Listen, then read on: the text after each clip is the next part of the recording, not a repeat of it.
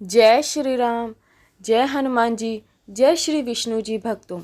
कार्तिक मास अध्याय की पिछली वीडियो में हमने जाना कि श्री कृष्ण जी सत्यभामा जी को उनके पिछले पूर्व जन्मों के बारे में बता रहे थे।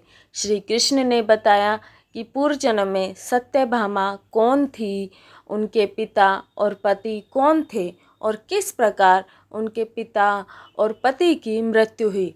आज की वीडियो में हम जानेंगे कि सत्यभामा जी ने ऐसे कौन से पुण्य किए थे पूर्व जन्म में कि उन्हें श्री कृष्ण पति के रूप में प्राप्त हुए।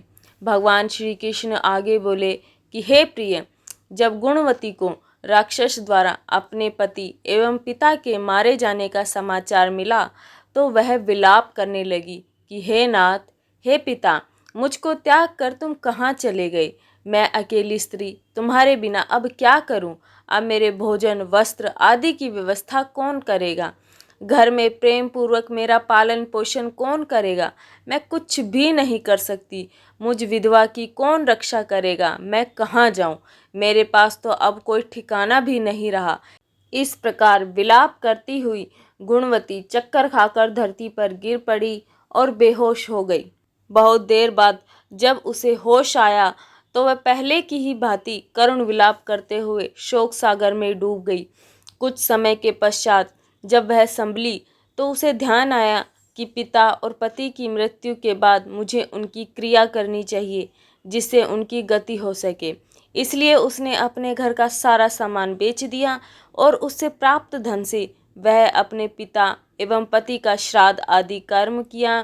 तत्पश्चात वह उसी नगर में रहते हुए आठों पहर भगवान विष्णु जी की भक्ति करने लगी। उसने मृत्यु पर्यंत तक नियम पूर्वक सभी एकादशियों का व्रत और कार्तिक महीने में उपवास एवं व्रत किए।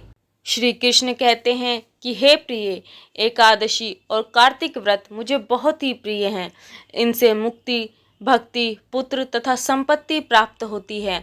कार्तिक मास में जब तुला राशि पर सूर्य आता है तब ब्रह्म मुहूर्त में उठकर स्नान करने व व्रत व उपवास करने वाले मनुष्य मुझे बहुत प्रिय हैं, क्योंकि यदि उन्होंने पाप भी किए हों तो भी स्नान व व्रत के प्रभाव से उन्हें मोक्ष प्राप्त हो जाता है।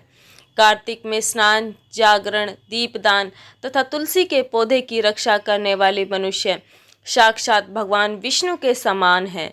कार्तिक मास में मंदिर में झाड़ू लगाने वाले, स्वास्तिक बनाने वाले तथा भगवान विष्णु की पूजा करने वाले मनुष्य जन्म मरण के चक्कर से छुटकारा पा जाते हैं।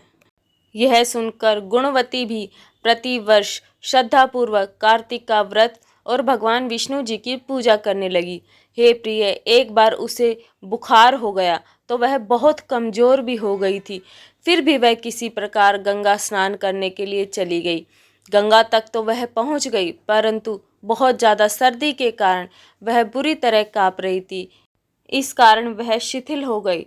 तब मेरे दूत उसे मेरे धाम में ले आए। तत्पश्चात ब्रह्मा आदि देवताओं की प्रार्थना पर जब मैंने कृष्ण का अवतार लिया तो मेरे गण भी मेरे साथ इस पृथ्वी पर आए और जो इस समय यादव रूप में हैं। तुम्हारे पिता पूर्व जन्म में देव शर्मा थे तो इस समय में सत्राजित हैं। पूर्व जन्म में चंद्र शर्मा जो तुम्हारा पति था वह डाकू है, और हे देवी, तू ही वह गुणवती है। कार्तिक व्रत के प्रभाव के कारण ही तू मेरी अर्धांगिनी हुई। पूर्व जन्म में तुमने मेरे मंदिर के द्वार पर तुलसी का पौधा लगाया था।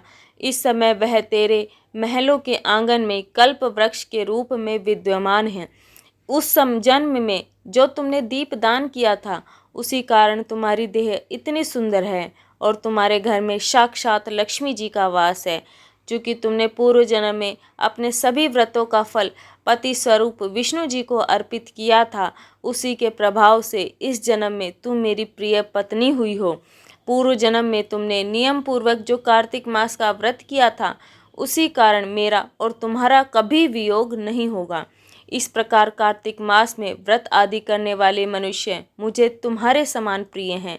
दूसरे जप, तप, यज्ञ, दान आदि करने से प्राप्त फल कार्तिक मास में किए गए व्रत के फल से बहुत थोड़ा होता है, अर्थात कार्तिक मास के व्रतों का 16वां भाग भी नहीं होता है।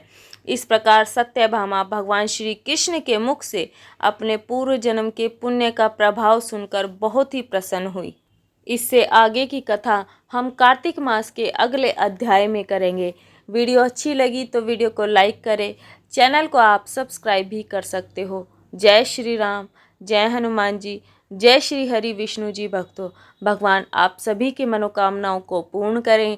आप सभी का दिन शुभ और मंगलमय हो।